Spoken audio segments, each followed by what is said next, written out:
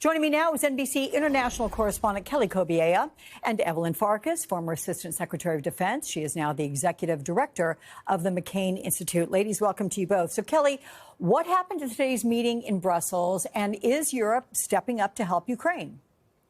Well, the big message coming out of the meeting, in the words of the Danish Prime Minister, is spend, spend, spend on defense and deterrence. European leaders say they're close to agreeing to spend more than $850 billion to rearm Europe. I think the figure is closer to $865 billion.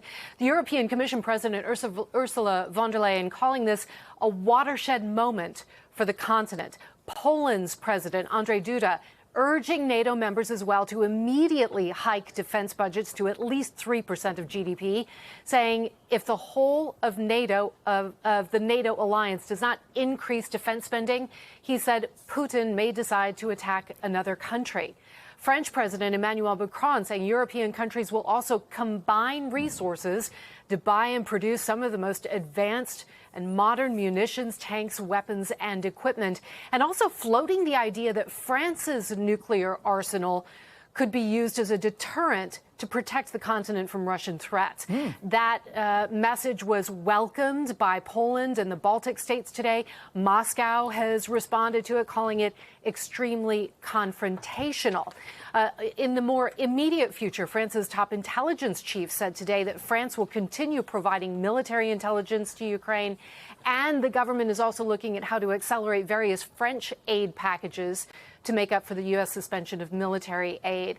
Just in the past few minutes, President Zelensky has spoken after holding talks with Macron. He said that we have a clear vision that real peace is possible through cooperation with the U.S. Alex, just to note that at the same time, they're all talking about spending more money on defense.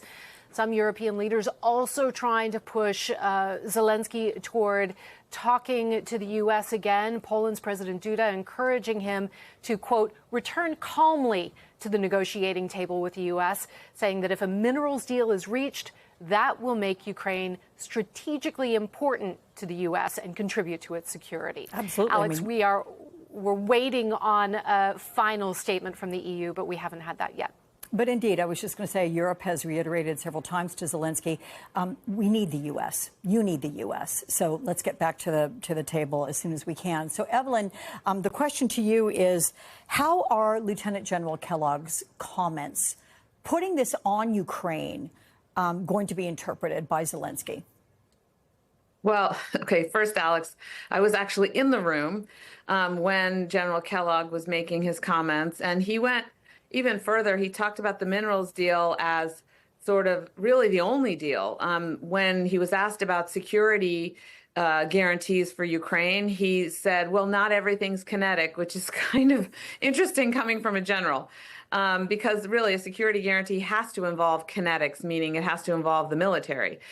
An economic guarantee is not a military guarantee. It's not a security guarantee. So, unfortunately, I think what we heard from, General Kellogg in that public forum, well, it was a public forum, but it was open to the press at the Council on Foreign Relations today, would alarm President Zelensky. And though I'm guessing that he would not be surprised, and that might explain why he was really hesitant to just sign the agreement without clarifying the issue of a security guarantee for Ukraine. But you don't think it would upend him returning to the table to speak with the United States, speak with Trump? It might. I mean, I was quite alarmed myself to hear that it sounds like the president, the administration is considering another reset. There are 4 living presidents, starting with President Bush, well, actually starting with President Clinton, and then going through all 4 living presidents. They've all tried a reset with Russia. And actually, I think all of them were more or less, at least the last 3, with Putin. and none of them worked.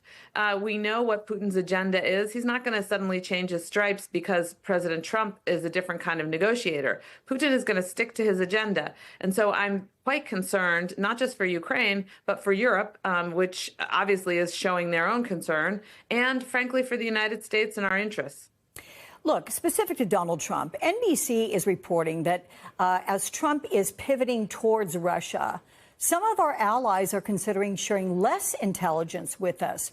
What are the concerns of our allies, and what would this mean for the U.S. if there is a dwindling of intelligence sharing? Well, Alex, I mentioned reset. You know, the previous presidents tried to reset by using diplomacy, by getting Russia to cooperate with us on certain things and cooperating with Russia in a way that served them. So, for example, providing transit through Russia to Afghanistan that provided money to Russians and also helped our troops. In this case, it looks like we don't know what President Trump might provide to the Russians. And we know in the first Trump term, when he was in the Oval Office with the Russian foreign minister and the Russian ambassador, he revealed highly sensitive intelligence that we were sharing with Israel, but it involved Israel. And so I think that the allies are quite nervous about what President Trump means when he's talking about a reset. And President Trump has not clarified that for us. We don't understand fully his approach to Russia, frankly.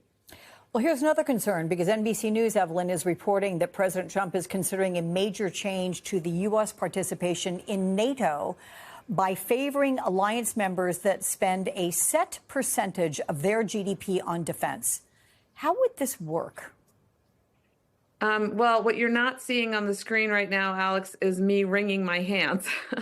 NATO is an alliance. Article 5 is part of the alliance. It says that, you know, an attack on one is an attack on all. When we were attacked by Al-Qaeda, coming from out of Afghanistan, all of the allies came to our defense and fought then against the Taliban. So we had a very clear understanding then, and nobody hesitated. You can't pick and choose among the allies. Every ally who's signed on the dotted line now has the U.S. commitment, which has been ratified by the U.S. Senate.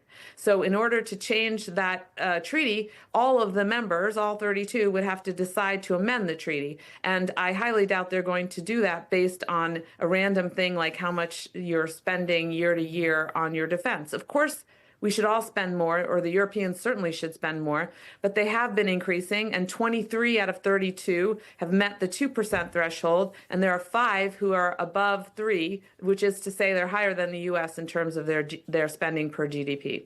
Okay. Kelly Kobiella, Evelyn Farkas, ladies, thank you so much.